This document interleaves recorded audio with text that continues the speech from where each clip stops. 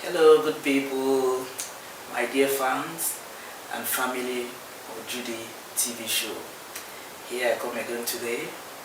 How are you guys doing? Thank you for being there for me. Thank you for sparing me your time to watch my videos. I am so grateful. I don't take it for granted. God bless you. Today I'm going to talk on another topic that is similar to one of the topics I did in the video, truthfulness in marriage. But today I'm going to talk about insincerity in marriages. Insincerity in marriages. They are similar. If you have not watched that video, truthfulness in marriage, I'll leave you a link where you will see it and then click on it and watch it.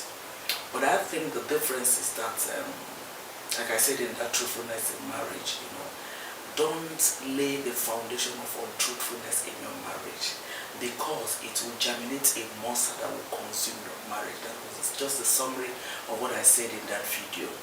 Why? Because when you lay such a foundation, it brings about mistrust. Okay? And because marriage is a lifetime journey, you don't know when it is going to explode. You don't know when your spouse is going to discover whatever untruthfulness foundation that you laid, and it won't all go well for the relationship. So having said that, I like to now talk about today's topic, which has to do with insincerity in marriage. Insincerity in marriage has to do with where couples are simply not sincere to each other. And I just wonder, people that are married in a lifetime relationship with children, and they're living in insincerity, in falsehood, in a world of lies. How do you expect that marriage to survive? For God's sake, it doesn't work out that way. It doesn't. And it takes a lot of effort to live in insincerity. It takes a lot of effort, because when you tell this kind of lies or something, you have to tell another to cover it. That's what I mean. And it's not worth it. It's not worth it. There are people that are in marriage relationship, but their spouse doesn't know what they earn. If they are, for instance, if they are working, whether in a private house or working for government or whatever, their spouse doesn't know their take-home pay. That's insincerity. It doesn't matter. You guys can always work things out. Concerning your finances, you can sit down and work things out. This idea of, if I let him know, if I let her know that this is my take-home pay, this will happen, that will happen. I know that there are people that are abusing that, especially women. Women, I tell you, that's not the best way to go about it. It's not when your husband brings home his pay, or when you get to know that this is what he takes home, and then all the requests in this world will come through. What about your children? What about savings in case of a rainy day? These are things you have to consider. There can always be a moderation to everything. I'm not saying you shouldn't buy things, but there can always be a moderation. What you don't wear today, you can always wear it tomorrow. There's always a greater tomorrow. But if you want to play now, you pay later. It is better for you to pay now and play later. What do I mean by that? Don't be the one that will encourage your spouse to live in insincerity to you, or to be telling you lies. Because the way you react to certain things he or she has told you or confided in you makes him or her to start keeping things away from you, and you don't like it. That's not the best way to go. But if you are the type that once it tells you, he or she now, either on the side of a man or on the side of a woman, this is my take-home pay, and it comes, you guys can sit down and draw up how it is going to be spent, and still have something that you keep as a reserve or as savings, whatever thing you want to call it. Anyway, it is going to be okay by you people. You can always do it like that. And for the men, on the part of the men, there's this problem of strange women. That's where the insincerity comes in. Listen, there is no woman that feels insecure in her home that will give you the best of her. There's no woman that feels insecure in the marriage she's involved in and you get the best of her. Your phone rings and you're hiding to answer it, and you save whatever name, all those kind of things. You are struggling you have to keep alert, you have to keep yourself to be able to maintain that. Because the lies you have told is stage 1.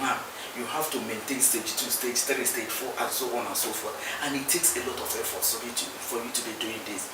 And the person that you're doing it for, The lady that you're doing it for instance, maybe a side chick or whatever thing you call her, string woman, whatever thing she is called, you know what?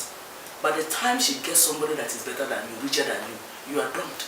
So all this while you have ruined your home and then introduced tension in your home, who has now lost? Of course you. Of course your home, your wife, your children. It's not worth it. It's just not worth it. Do you understand? And for you young ladies, you take pleasure in separating homes. You take pleasure in coming in and breaking homes like that. Don't forget that whatever a man sows, that he shall reap. And God said, what I have joined together, let no man put asunder. So men will come and tell you as a lady, oh, my wife doesn't know how to cook. Oh, my wife does it. Oh, tell him to go and tell God.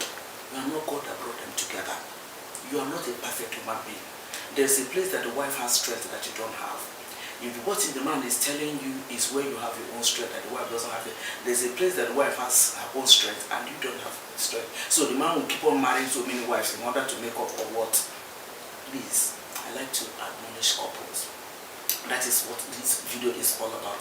There's absolutely no need for insincerity in marriage. Open up, tell your spouse how it is. There's absolutely no need for insincerity. The person that you're trying to please outside your home in order to be insincere to your spouse, at the end of the day, the person gets a better option, you are kicked out. You are nowhere to be found. You will still regard for you, there's no value for you. That doesn't make sense. Honestly, it doesn't make sense. Value yourself enough. Tell your spouse how it is.